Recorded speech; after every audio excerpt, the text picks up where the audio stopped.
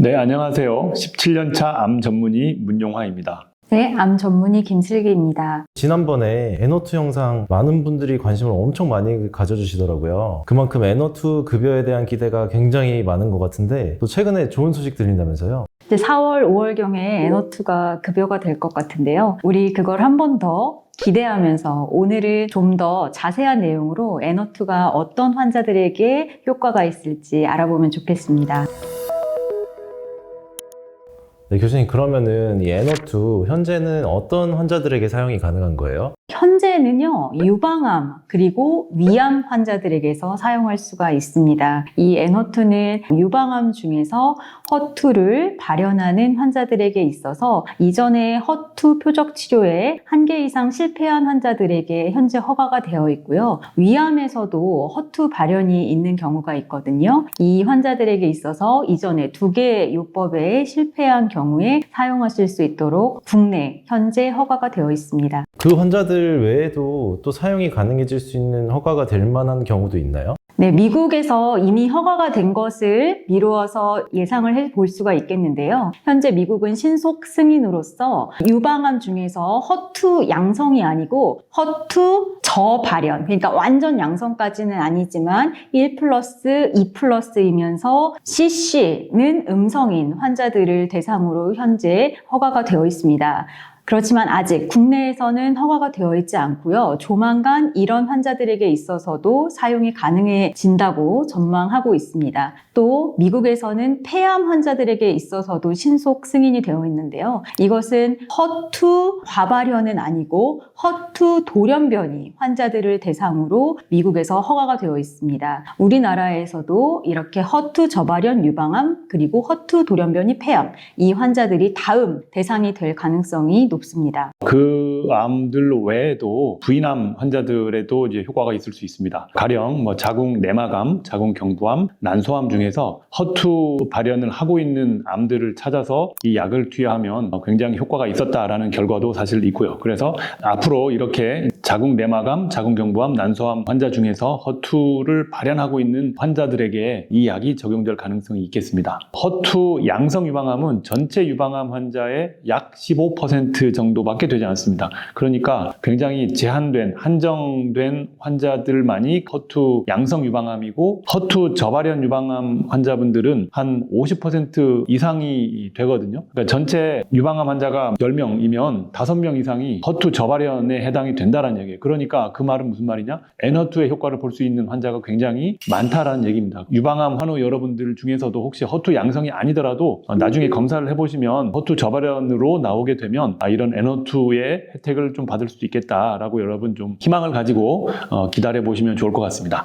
쉽게 말씀드리면 호르몬 양성, 3중 음성인 환자들 허투가 저발현이시면 N02의 대상이 되실 수 있다 이런 뜻이 되겠습니다. 그 외에도 혹시 더 있나요? 네, 그래서 여러 암들을 대상으로 한 번에 임상 연구를 하였습니다. 그것이 바로 데스티니 판튜머 02라는 연구인데요. 여기에는 방금 문 교수님께서 말씀하신 여성암들 외에도 대장암, 방광암, 담도암 이렇게 여러 암들을 포함하여서 임상을 하였습니다.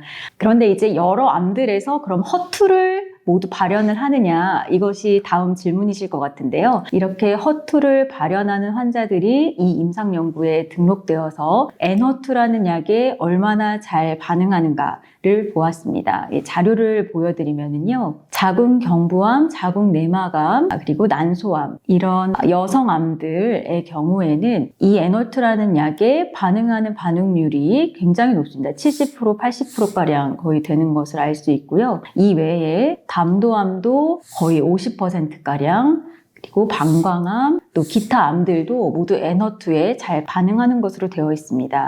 여기서 놀라운 거는요. 이게 처음 항암 치료를 하는 환자들이 아니고 이미 표준 치료를 2차례 또는 3차례를 받은 환자들을 대상으로 임상시험을 진행했는데 그럼에도 불구하고 좋은 반응을 보였다는 게 굉장히 놀라운 사실이죠. 임상연구 혹시 지금도 참여해서 맞을 수 있나요? 네, 안타깝게도 이 임상 연구는 현재 종료되었고요. 그러나 이제 유방암 환자분들 중에서 좀 더 조기에 이 약에 노출되면 더 효과가 좋지 않을까 하는 기대로 현재 조기 유방암 환자들을 대상으로 이 임상이 진행되고 있습니다. 안정성에는 문제가 없을까요? 네, 그것도 굉장히 중요한 질문인데요. N2의 경우에는 특징적인 부작용이 있습니다. 바로 폐 독성인데요. 환자분들 중에 갑자기 마른 기침이나 순창감을 호소하는 경우에 이것이 N2에 의한 폐 독성일 수가 있고요. 아주 경증부터 해서 중증까지 모두 카운트해보면 약 10% 환자에서 이런 것이 일어날 수 있다고 되어 있습니다. 그러나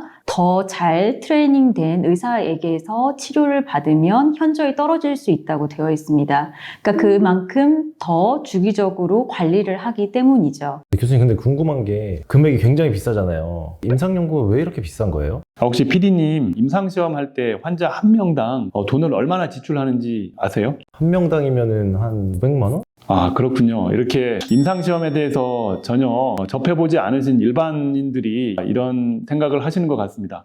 제가 정확한 금액을 말씀드릴 수는 없지만 예전에 나왔던 어떤 논문 통계에 의하면 임상시험 환자 한 명당 1억 원의 돈을 투자를 합니다. 1억이요? 굉장히 엄청나게 큰 거액이죠. 1억이면 사실은 자동차 2대를 뽑을 수 있는 금액인데 그렇게 큰 돈을 환자 임상시험에 투자를 한다는 얘기인데요. 굉장히 복잡한 과정들이 있습니다. 환자 모집을 해야 되고 또 환자를 케어하는 의사, 간호사들 인건비도 지출해야 되고 병원 이용료라든지 검사비, 그 다음에 이런 임상시험을 관리하는 회사고 이제 CRO라는 회사가 있는데 그 CRO 회사에 어떤 또 인건비도 지급을 해야 되기 때문에 1억이라는 돈을 지불을 해야 되고요. 그렇기 때문에 만약에 1000명의 환자를 모으면 1000억 원의 돈이 지출이 된다는 얘기고요.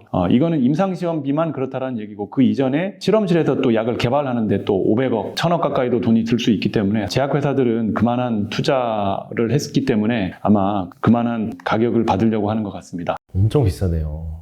간혹 우리 환자분들이나 아니면 댓글 다시는 시청자분들의 생각을 좀 보면 이렇게 비싼 약을 많이 환자들이 맞게 하면 의사들이 돈을 정말 많이 벌겠네 이렇게 또 오해를 하시는 분들이 있을 수 있는데 그렇지는 않고요. 저희는 약을 그냥 이렇게 들여와서 환자들한테 처방을 하고 맞게 해주는 거지 그 대부분의 돈은 제약사로 들어갑니다. 그러니까 의사들은 전혀 고가의 약의 어떤 이득과는 관계가 없다라는 말씀을 드리고자 합니다.